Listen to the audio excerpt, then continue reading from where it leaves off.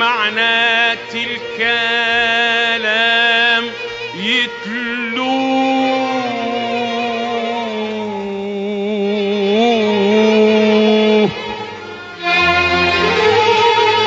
المؤيد إذا حفظ العلوم وتلوه. الحادثة اللي جرت على 7 شرقاوي. الاسم أدهم لكن النقب شرقاوي. الاسم أدهم لكن النقب شرقاوي. موال أهل البلد البعد جيت غنوا.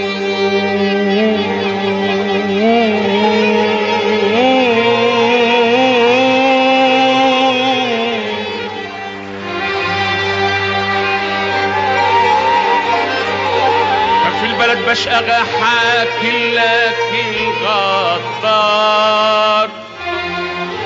مسخر أهل البلد في زرعته ليل ونهار. الفياوي كان عذابه شديد. حاكم بأمره ومستعبد كبار وصغار.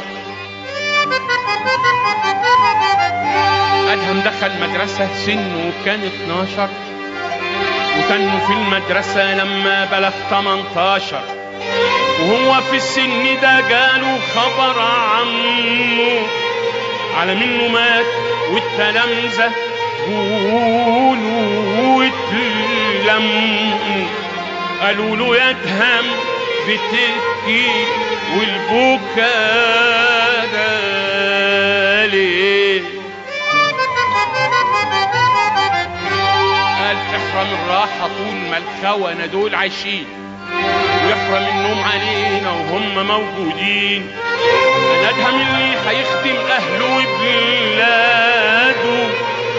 أنا أدهم الحر أهلي كلهم حرين.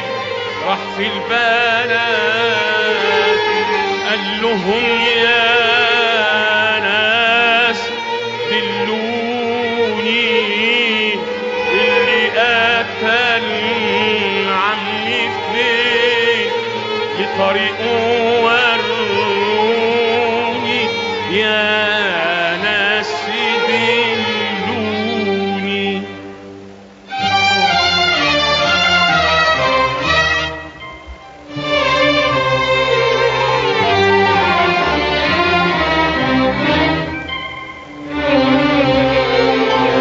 لما قالوا له يا أدهم ليه قتلته ليه؟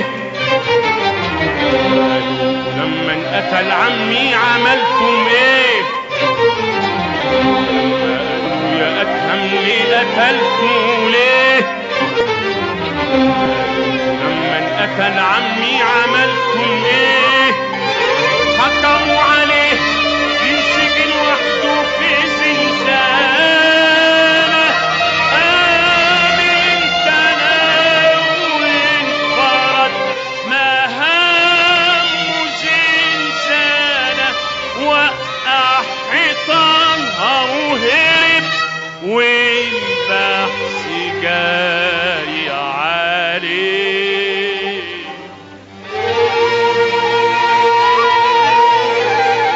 كان رايح على تيه البارود هزه.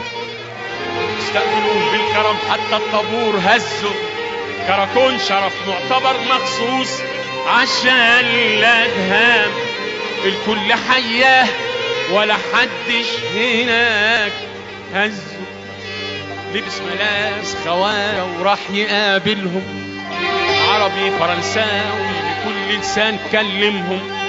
والحد منهم عرف ان اللي قابلهم هو اللي مقصود عليه العين وهو أدهم. قالوا ده ما يوقعوش غير عز أصحابه. ودوروا فتشوا على عز أحباب. راح المغارة للأدهم والمغارة أمان.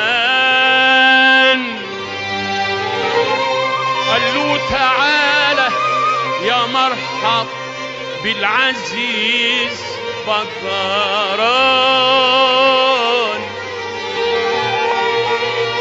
وراح له تاني وكان الوقت لسه نهار، وقابله أدهم وقال له هلت الأنوار.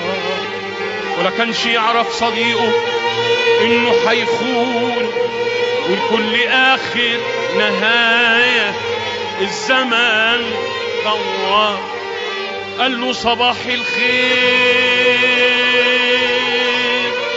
أنا جيت يا باشا، أنا جبت لك الفطور ونسيت أجيب لك العشاء. قال له يا خوفي يا بدران لا يكون لي ده آخر عشاء. وفي لحظة داس عالزناد طلع العيار صايب، لك الفطور ولا استنى ما عد عشاء. أمانة أمانة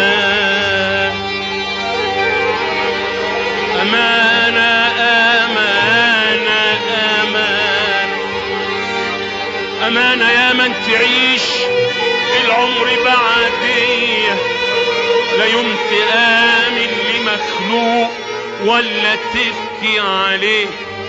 صاحبي غدر بي وفات الدنيا قبليا، غدر بصاحبه اللي كان روحه وضايع عليه.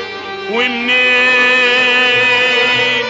اجيب ناس لمعنات الكلام يتلوه، شبه المؤيد اذا حفظ علوم وتالوه. الحادثة اللي جرت على 7 شرقاوي، الاسم أدهم لكن النقب شرقاوي. موالو موالو موالو موالو أهل البلد جيل بعد جيل غنوا